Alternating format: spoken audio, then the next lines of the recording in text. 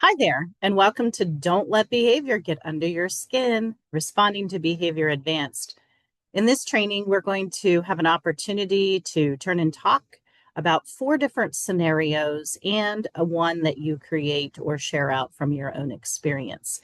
So, a large portion of this time in this half hour will be spent actually you talking with someone else or processing with someone else. If you're doing this training alone, you can certainly jot down your answers on the post-it note or piece of paper that you have near you, and you can debrief with me when we come back to each one of the scenario discussions and debriefs. So thank you for being here today. My name is Jen Oswald, and I work for the Lincoln Intermediate Unit, serving Franklin, York, and Adams counties as a tax staff developer. I'm glad to be here today for the PARA conference and hope that you enjoy this session and an opportunity to process. Our workshop description indicates that we'll be processing through some scenarios, working on core competency 6, social emotional behavior supports. We're going to examine the responses that you might put in place based on several different scenarios of students being in prevention, escalation, crisis, or recovery phases of the de-escalation matrix. If you attended my previous training, this quote should look familiar to you. All behavior is a form of communication. And when behavior starts to escalate, we know that it's indication of increasing distress. And so as adults in the classroom, it is our job to make sure our students feel safe.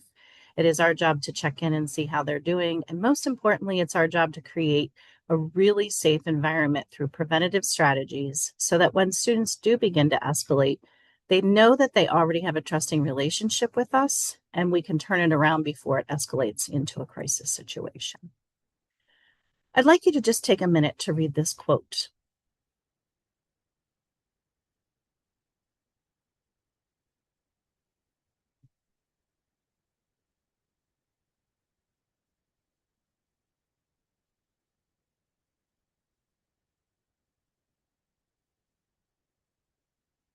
What is it that you think about this quote? Take a moment to pause the video and share with a partner nearby what resonates with you. What do you like? What do you not like? What do you have questions about? Just pause the video for a moment. Hi, and welcome back. Hopefully, you've had a chance to unpack this quote. Some people like the notion of separating the behavior from being something done to them because it takes away that personalization that we often can do when there is a behavior that gets under our skin, and reminding ourselves that it's not about us. It's about whatever dysregulation a student might be in the moment. And so making sure that we just truly look at behavior as a form of communication and just kind of make space to be able to be curious and wonder about what's going on with the student and to talk with them and help them process as well. So we're going to focus on these four areas of the de-escalation matrix. The first one being the prevention. That's really where the student is calm, they're regulated, they're doing what they're expected to do. The 3 to 5 school expectations have been shared. They've been modeled in the classroom as to the application to their room or their setting. And we see students engaged in their work in the prefrontal cortex of their brain, cognitively thinking, in their minds, prepared for learning. When we start to see students move into escalation, we begin to maybe see some irritation, some agitation, frustration. It could be around something that they brought in from this morning, from home. It could be something that's triggering them in the environment they're currently in. Maybe someone they think doesn't care about them, doesn't like them. It could be a peer, an adult in the classroom. It could have everything to do with the content. The student is typically very regulated, but when it comes to this particular content area, they really struggle. So it could be any one of number of things that trigger a student, but it's our job, of course, to have a conversation and kind of help notice when we see them being off a little bit. And then using some strategies to help them refocus. Things like physical proximity, maybe a nonverbal signal. We might have to verbally either praise an approximation when they do turn the behavior around, so that if they're doing something off and they start to get back on track, we notice that, we highlight it. Hey, nice job picking up your pencil. I know you needed a moment, but good job picking up your pencil and getting started. If you have any questions, let me know. We might have to give a specific error correction. reminding them we're only doing the odd numbers, or remember we have to underline first before we begin answering the questions. So just giving that very specific error correction. If a student continues to escalate and we can't get them regulated through a break, through a redirection, then they probably are going to move into crisis, which really becomes an issue because this is a matter of safety, and it becomes very dangerous when students move into the crisis phase. We worry about their safety, potentially the safety of others. They might begin to really move into a meltdown, maybe tossing things on a desk, maybe moving into destroying some school property or some things in the room. And of course, if they become a complete danger to themselves or others, if they're in imminent danger and we can't de-escalate them using any of the de-escalation strategies of helping them regulate, relate, and reason, then we know that we need to potentially look at who might be able to support us if a restraint is needed. Obviously, a restraint is a last resort, and only people who are trained and certified in a restraint program like safety care, CPI, safe crisis management. You have to be certified in order to be able to really do hands-on. We know that restraint is very serious. It does a lot of psychological harm to the people who are receiving the restraint, providing the restraint. It can be very stressful and exhausting. So we want to make sure that that's a last resort for students. And again, if you are a para and you are not trained in any of those safe crisis management response frameworks, then you really need to make sure you're getting help from someone, a safety care team member who can support you in that process. One of the best things we can do in the crisis phase is the WAIT strategy, WAIT, and it stands for why am I talking? Oftentimes we feel like we need to fix the issue if we could just talk them down, quote unquote, off the ledge and be able to get them back into a better headspace, that if we could just say the right thing, it would turn around. And oftentimes talking actually escalates the situation further. So the best thing we can do is control the behavior we can control, which is our own behavior, and make sure that we're bringing a calm, regulated presence to a stressful or chaotic situation. It provides calm to the student in distress. It gives them space. And by us not talking, simply by just being there and being present, helping to assess the situation, whether the student is safe or not, or others around are safe. That's the most important thing, is to bring that calm regulation to their storm that they are experiencing. When students hit this phase, we have to first regulate, which means we have to move into this notion of the brainstem, breathing, heart rate, etc. So we have to get them into a place where they're calm just by our calm presence and by sitting with them in the middle of whatever they're experiencing. And then from there, once they are regulated, we can begin to relate to them. Hey, buddy, I know this was really hard for you today. Just know that we're going to process through this. And then being able to eventually get to the space of reasoning. So why was this hard? What could we do different the next time? And oftentimes the reason phase does not happen until many hours later, and for some kids, even a couple days later, to be able to get back into that prefrontal cortex. Hopefully this is something that is not happening often with a student. And if it is, there should be a team involved who is assessing whether the student needs some kind of a crisis response plan individually, so that everyone who has educational access to the student, who's working with the student, knows exactly what their triggers are and what helps to de-escalate them. So that involves obviously a more intense advanced support and intervention. But at the moment, the best thing you can do as a para really is to make sure the other students are safe, get help, and make sure that you are supporting the student by your presence. If you do have to give directions for safety reasons, want to make sure that it's one person talking and that it's very short, succinct, clear, exactly what you want the student to do versus not do, because saying things like calm down, stop it, often can trigger the behavior even further, because the student's not really in the prefrontal cortex thinking part of their brain. They really are functioning the amygdala of that fight, flight, or freeze response.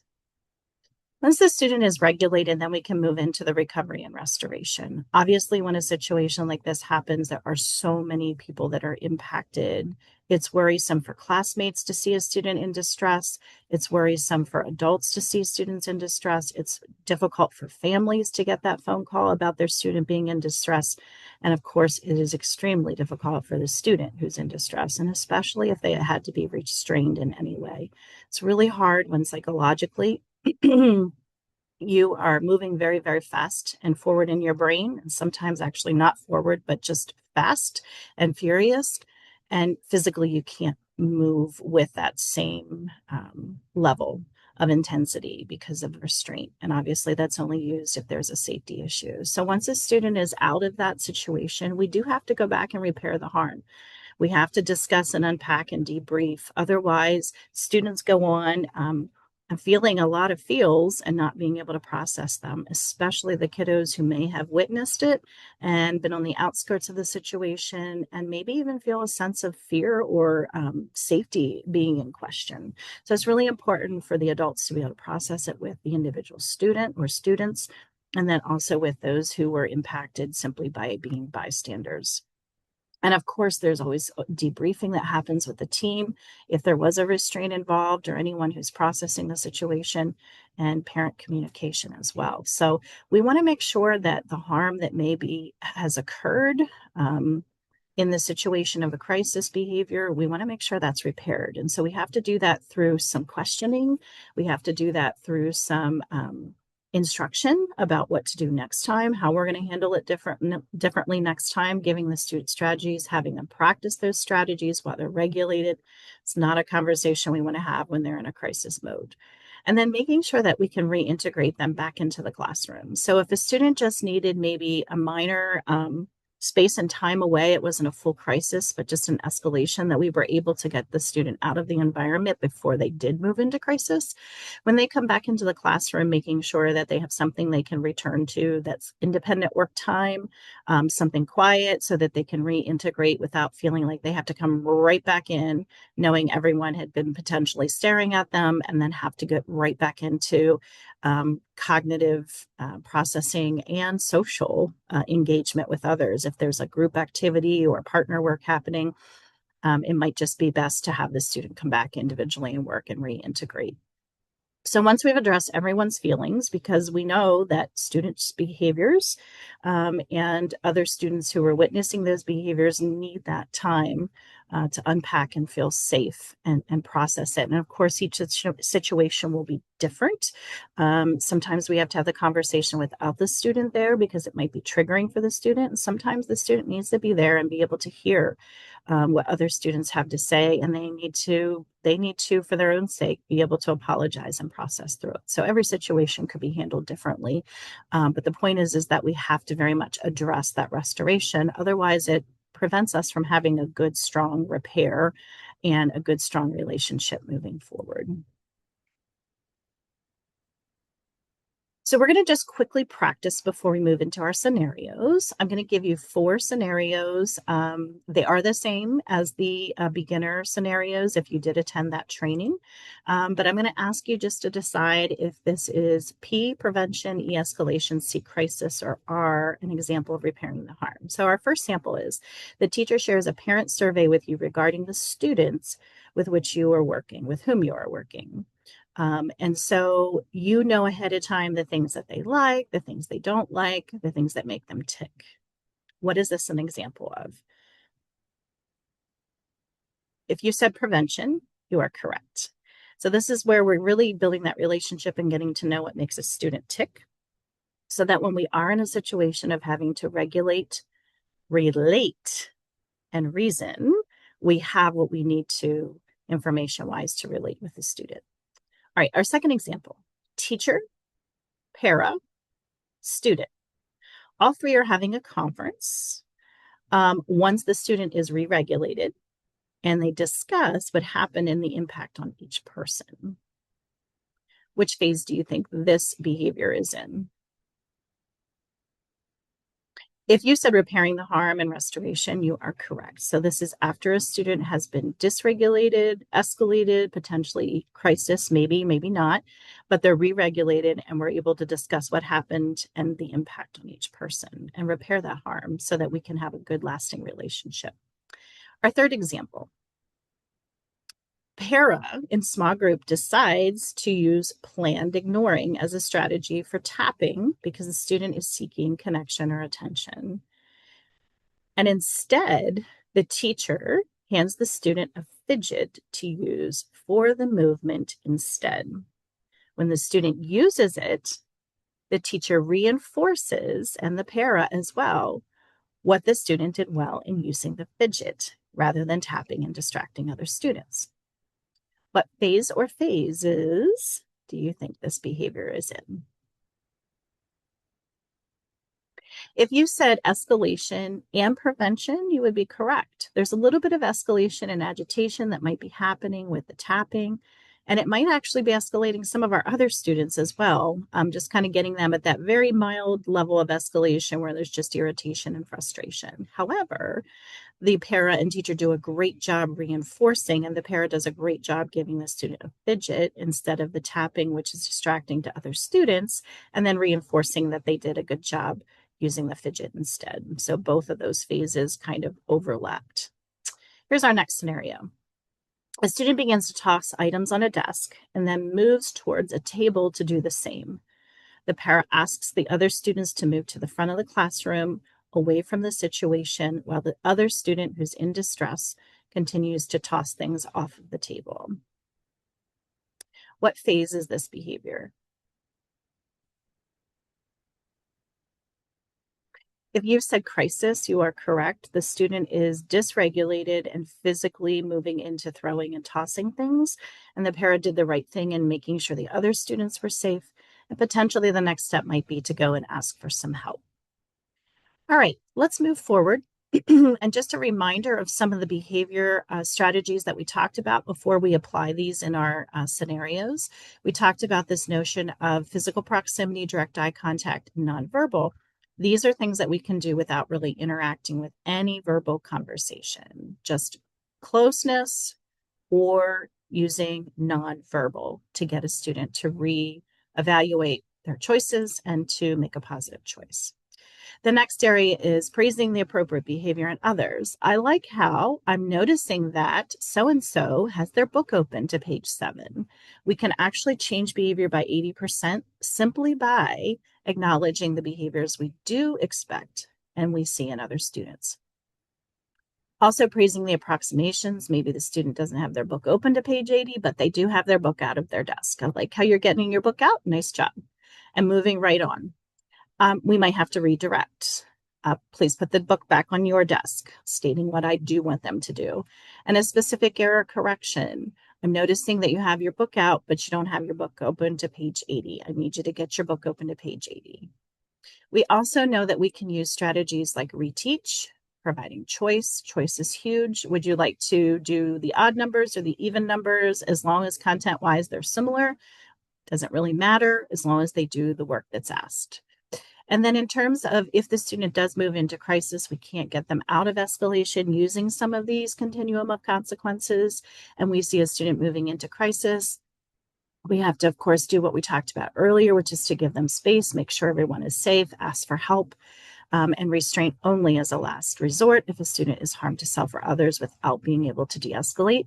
And then after giving some space and time, and those of you who have been involved in situations like this know that oftentimes we can be in a situation where it might take a couple hours for a student to fully regulate.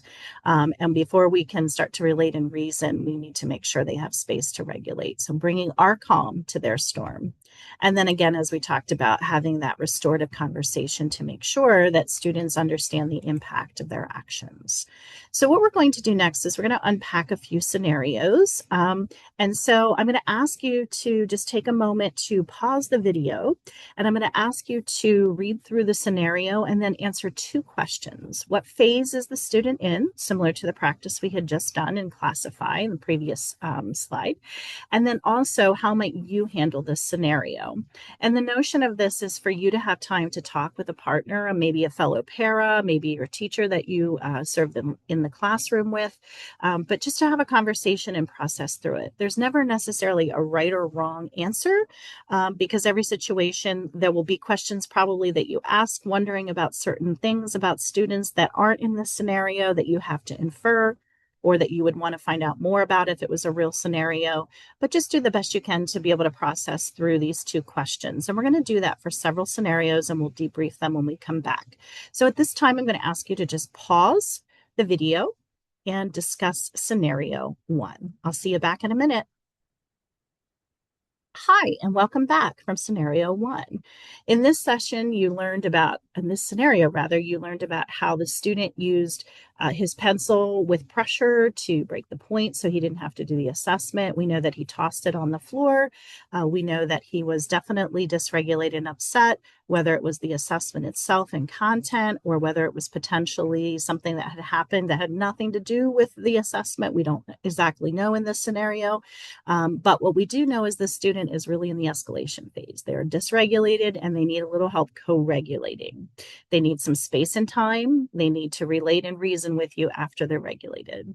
Perhaps giving the student some space with their head down and then asking maybe if they want to go for a walk and see if they can explain what is happening.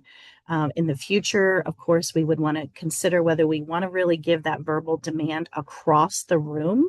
Maybe instead we would consider approaching the student quietly and seeing if they have any questions or confusion that needs cleared up before beginning an assessment, and kind of head it off at the pass. If the student does this behavior repetitively and often, we want to consider talking with the teacher about whether the student needs any more intense behavior intervention or support. Potentially a function of behavior assessment might need to be done if this becomes a pattern of students avoiding work. All right, let's take a look at scenario number 2. Jace leaves her assigned classroom area without permission, wandering the halls after having a verbal altercation with her partner. What phase and how might you handle? Go ahead and pause the video, and I'll see you back in a second to debrief it. Hi, welcome back. The student in this phase is in escalation. Fight, flight, or freeze has kicked in. They're functioning in the amygdala. Jace is definitely dysregulated and needs some co-regulation. She needs some space and time to co-regulate, but she can't wander the halls alone. So check with the teacher, and maybe the teacher, whoever has the best relationship with the student, could go into the hallway and talk with Jace. If it's going to be something that Jace needs to walk and talk to process, then maybe you would be best so the teacher can stay in the classroom teaching. And if she's not ready to talk, just giving her some safe choices instead of wandering through the halls. Like, would you like to head to the counseling office? Do you want to write or draw or process the situation outside the classroom door? I'll set the timer for X number of minutes. You press start and I'll come back and check on you. Or walk and talk with just no talking, just the walking. But again, giving a time limit and offering those choices. If the student does this behavior repeatedly, please talk with the teacher about whether the student might need more intense intervention and support. Potentially a function of behavior assessment would need to be done in order to see if this is a pattern of behavior of avoiding. All right, let's look at scenario 3. The student is in mild escalation in this scenario. The student has known attention issues, does not have a medical diagnosis, no IEP 504. There's been no accommodations made at this time. And over the next month, the student's becoming more and more distracted. The student hums to themselves, they're out of their seat, they play with items in their desk. This is mild escalation, but the other students are probably annoyed and irritated as well, and also in mild escalation. So talk about what you might do to handle this situation. Go ahead and pause the video. I'll see you back in a second. Welcome back.